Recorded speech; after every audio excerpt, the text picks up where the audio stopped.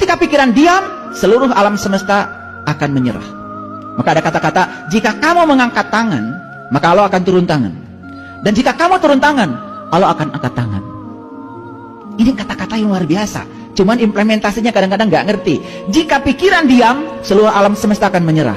Maka belajar mendiamkan pikiran. Gimana caranya? Itulah pentingnya meditasi. Alergi dengan meditasi, ganti muraqabah ke, muhasabah ke, pakai biar Arab. Tapi intinya adalah belajar menyadari bahwa pikiran bukan diri kita. Belajar menyadari bahwa tubuh bukan diri kita. Diri kita yang sebenarnya adalah sang kesadaran pengamat bagi pikiran. Gak akan larut kalau begitu. Yang melakukan yang begini kebanyakan justru orang lain, bukan kita. Padahal ini ajaran Islam luar biasa. Quran mengajarkan kita untuk belajar muraqabah, muhasabah, musyahadah, mukasyafah.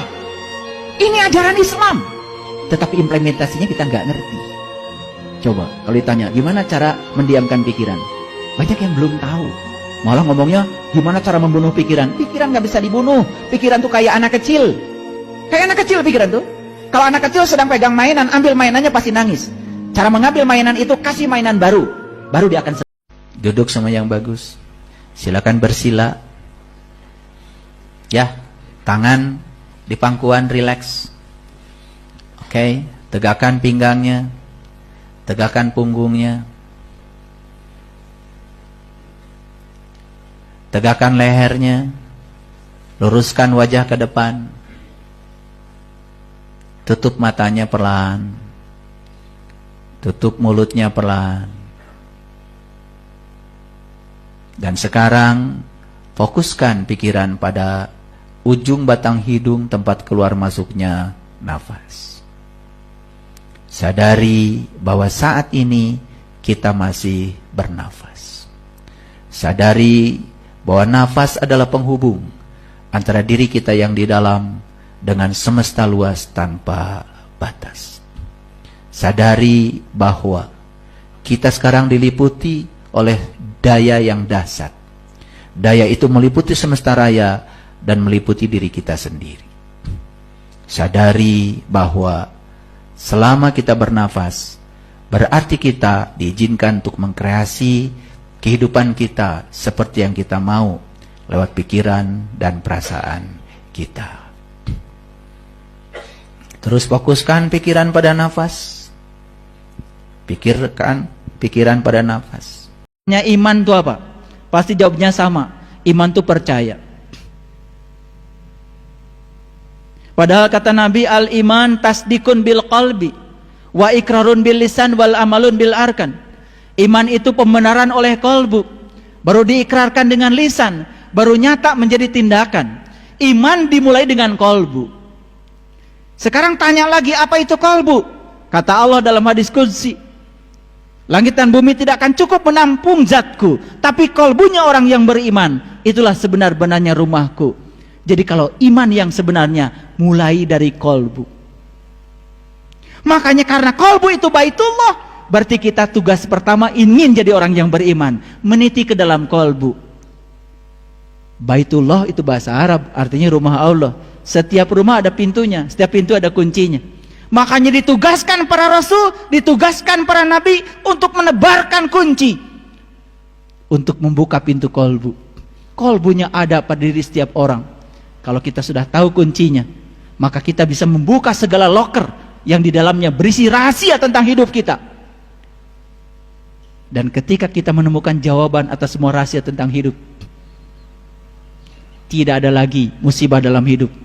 Hidup menjadi serangkaian berkah yang luar biasa. Makanya yang datang dalam hidup selalu dua. Iman itu apa? Pasti jawabnya sama. Iman itu percaya. Padahal kata Nabi, al-iman tasdikun bil qalbi wa ikrarun bil lisan wal amalun bil arkan. Iman itu pembenaran oleh kolbu, baru diikrarkan dengan lisan, baru nyata menjadi tindakan. Iman dimulai dengan kolbu. Sekarang tanya lagi, apa itu kolbu? Kata Allah dalam hadis qudsi, Langit dan bumi tidak akan cukup menampung zatku, tapi kolbunya orang yang beriman, itulah sebenar-benarnya rumahku. Jadi kalau iman yang sebenarnya mulai dari kolbu. Makanya karena kolbu itu baitullah, berarti kita tugas pertama ingin jadi orang yang beriman, meniti ke dalam kolbu. Gak ada jasaku, semua Allah. Yang melangkahkan kakiku adalah daya Allah, yang menggerakkan tanganku adalah daya Allah, yang membuat aku bisa melihat karena Dia tinggal dalam penglihatanku. Itu enggak? Tidak. Baca Allahu Akbar, tetap aja kita yang paling gede, bahkan Allah itu kecil di hadapan kita. Harusnya kalau sudah baca Allahu Akbar, sadari, ya Allah,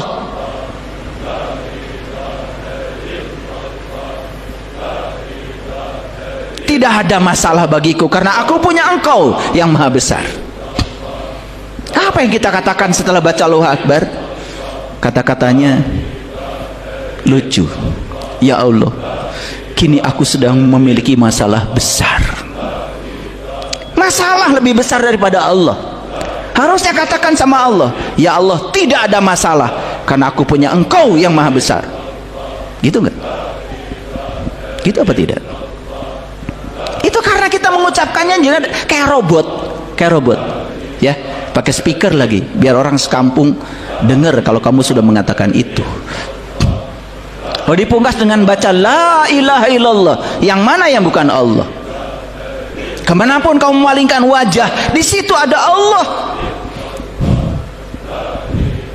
Gitu, gak ada jasaku, semua Allah. Yang melangkahkan kakiku adalah daya Allah, yang menggerakkan tanganku adalah daya Allah, yang membuat aku bisa melihat karena Dia tinggal dalam penglihatanku.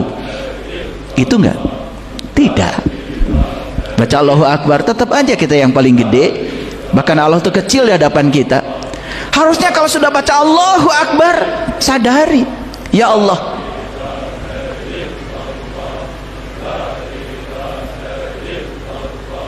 tidak ada masalah bagiku karena aku punya Engkau yang maha besar. Apa yang kita katakan setelah baca Allahu Akbar? Kata-katanya lucu. Ya Allah, kini aku sedang memiliki masalah besar. Bisakah kita kembali ke wajah asli kita? Bisa. Apa katanya? Satu, mulai sekarang kita hilangkan dominasi masyarakat, orang tua, guru, siapapun yang telah mencengkram kita sampai kita tidak berdaya, yang telah menciptakan kita bertopeng kayak hari ini. Yang kedua, ikuti hati nurani, ikuti Rasul sejati, ikuti diri sejati kita, ikuti Allah yang ada di dalam kolbu kita. Karena Allah yang mengatakan qalbul mukmin baitullah. Baitullah yang sebenarnya adalah kolbunya orang yang beriman. Jujur Bapak Ibu, sering gak Bapak Ibu mendengarkan suara kebenaran dalam diri? Sering? Kan sebetulnya Allah itu bicara, cuma tidak lewat kata-kata. Tapi kita tidak mau mendengarnya. Kenapa? Sudah ada takurungku iga, takut melawan lingkungan, karena lingkungan sudah ngasih topeng dan atribut seperti yang kita miliki saat ini. Bisakah kita kembali ke wajah asli kita? Bisa. Apa katanya? Satu, mulai sekarang kita hilangkan dominasi masyarakat, orang tua, guru, siapapun yang telah mencengkram kita sampai kita tidak berdaya, yang telah menciptakan kita bertopeng kayak hari ini. Yang kedua, ikuti hati nurani, ikuti Rasul sejati, ikuti diri sejati kita, ikuti Allah yang ada di dalam kolbu kita. Karena Allah yang mengatakan qalbul mukmin baitullah. Baitullah yang sebenarnya adalah kolbunya orang yang beriman. Jujur Bapak Ibu, sering gak Bapak Ibu mendengarkan suara kebenaran dalam diri? Sering? Kan sebetulnya Allah itu bicara, cuma tidak lewat kata-kata. Tapi kita tidak mau mendengarnya. Kenapa? Sudah ada takurungku iga, takut melawan lingkungan, karena lingkungan sudah ngasih topeng dan atribut seperti yang kita miliki saat ini. Bisakah kita kembali ke wajah asli kita? Bisa. Apa katanya? Satu, mulai sekarang kita hilangkan dominasi masyarakat, orang tua, guru, siapapun yang telah mencengkram kita sampai kita tidak berdaya.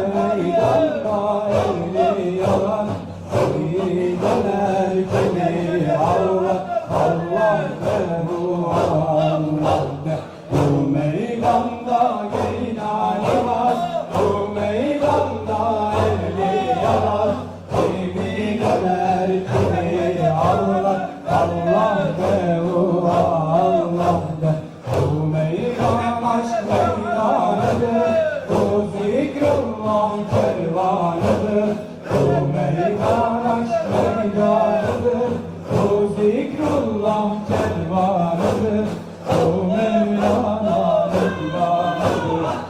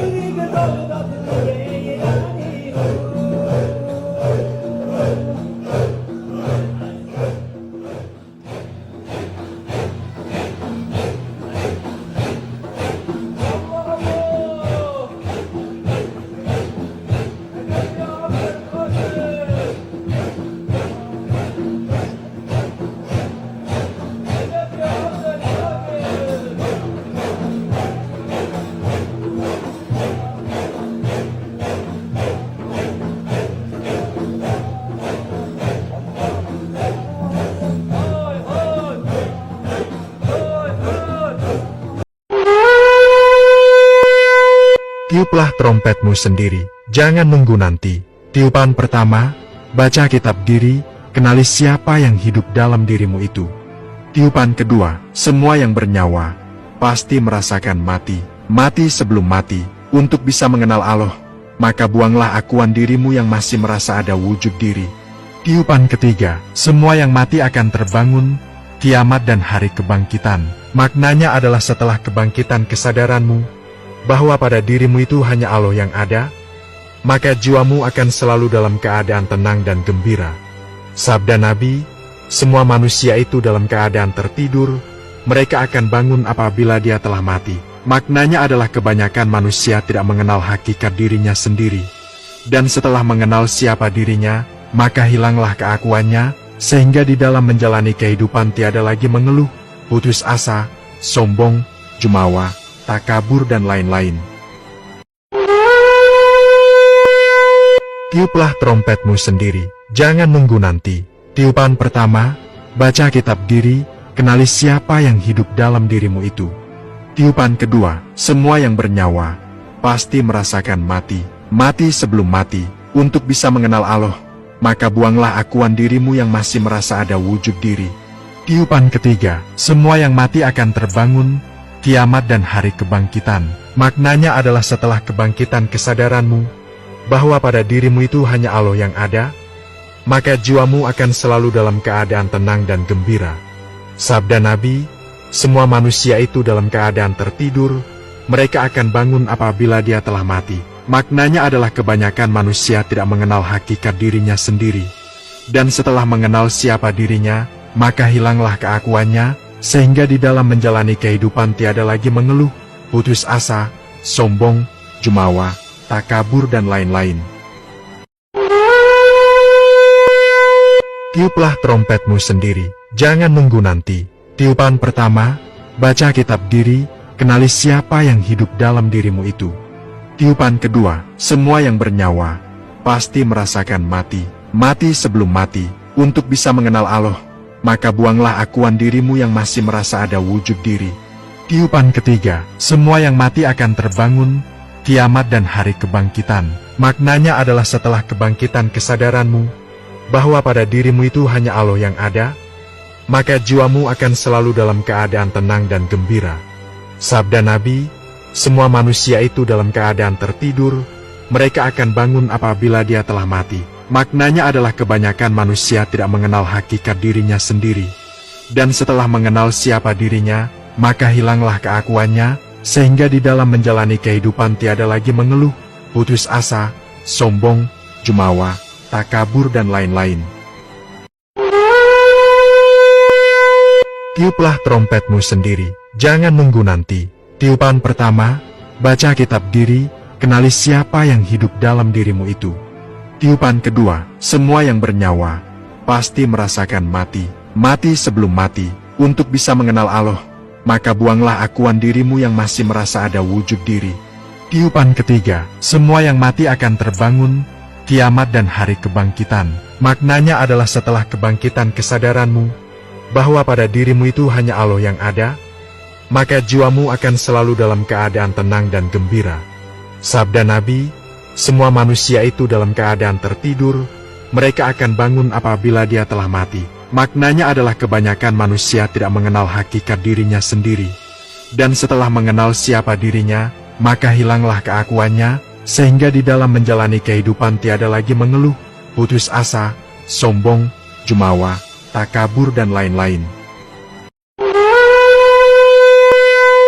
Tiuplah trompetmu sendiri, jangan nunggu nanti. Tiupan pertama, baca di kedalaman sunyi yang paling hakiki, ketika dunia telah menepi dari hati, di sanubari yang terjaga oleh cahaya rahasia, mengalirlah satu lafaz agung, Hu, Allah, Hu.